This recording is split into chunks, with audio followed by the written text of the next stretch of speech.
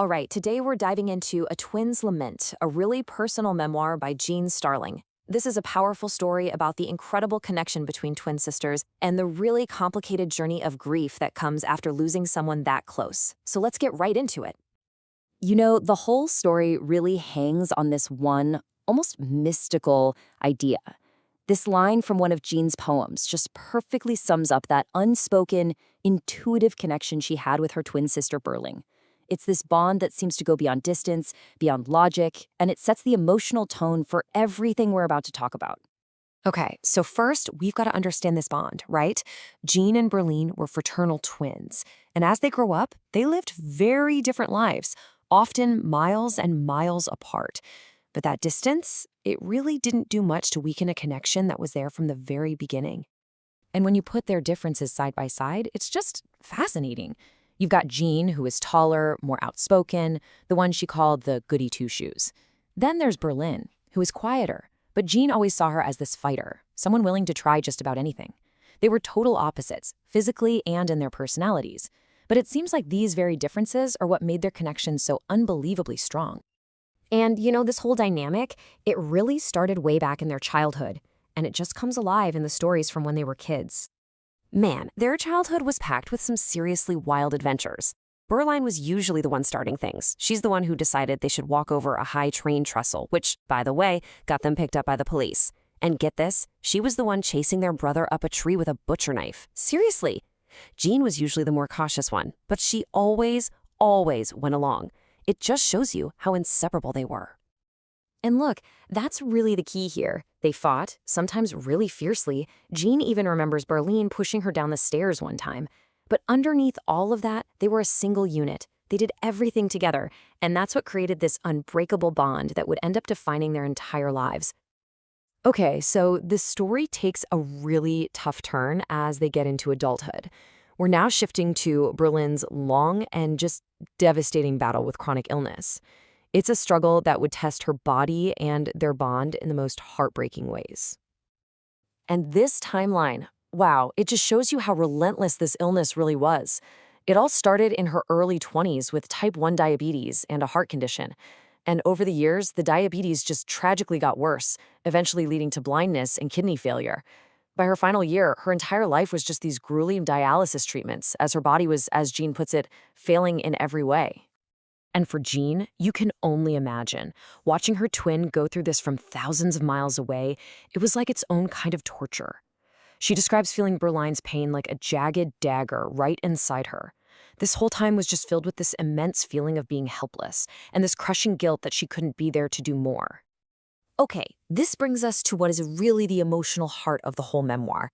The story builds up to this final, fateful phone call, and then a dream. A dream so vivid and so scarily accurate, it just seems to defy any explanation. So it's August 14th, 1991, and Berlin calls. Her voice is really weak, and what she says is just heartbreaking. She's tired of fighting, tired of the pain, and she tells Jean she just doesn't think she can handle another surgery. Jean knew right then her sister was asking for permission to let go. Now you have to picture this. Jean is hundreds of miles away, camping in eastern Washington, just trying to get a moment of peace. But that night while she was sleeping, that connection they had it manifested in the most powerful and honestly chilling way. So in her dream, the whole scene just plays out with this awful slow motion detail.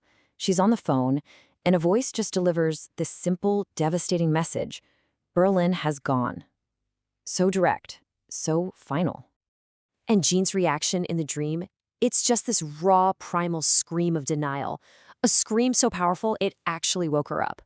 Then, the next morning, when she finally finds a payphone and calls her family, her nightmare becomes real. The exact words from her dream are said back to her, verbatim.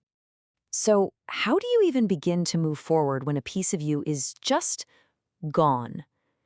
This last part of our explainer really looks at Jean's journey through what came next, the surreal traditions of a Southern funeral, and the grief that just took over everything. Jean actually turned to poetry to try and work through her pain, and this little piece here, man, it gives you a window into the physical agony she was feeling. This wasn't just sadness, it was a real crushing weight in her chest, a pain with, like she says, no release. And the funeral itself, it was a total culture shock for her. She describes this Southern tradition of viewing the body, and it all ends with her brother-in-law taking photos of Berlin in her coffin, even posing the kids and grandkids next to her. For Jean, it was just horrifying, completely surreal. And you can see this internal battle just laid bare in another one of her poems. On the outside, she was supposed to perform these Southern duties, be polite, make small talk, but on the inside, her entire world had just shattered. Her other half was gone. A huge, huge part of her grief was wrestling with this idea of survivor's guilt. She was just eaten up by the question of why she was the healthy twin, the one who was left behind. Why did she get, as she put it, all the good genes, while her sister had to suffer so much? And, of course, all of this suffering, it led to a massive crisis of faith. She raged at God. She begged. She questioned how a loving God could possibly exist in a world with this much pain. It's a raw, honest struggle that I think anyone who was grieved will recognize. But even through all that pain, all the guilt, and all the doubt, the story always comes back to the one thing that never changed: their bond. This poem is basically a declaration. Yeah, death is a physical separation, but it can't break a connection this deep. In her heart, in her memory, they are, and they always will be, twins. And that's what we're left with, isn't it? This really big question. Jean Starling's story isn't just about loss. It's about a connection that goes beyond life and death. And it makes you think about love, about who we are, and how the people we lose are somehow always still with us.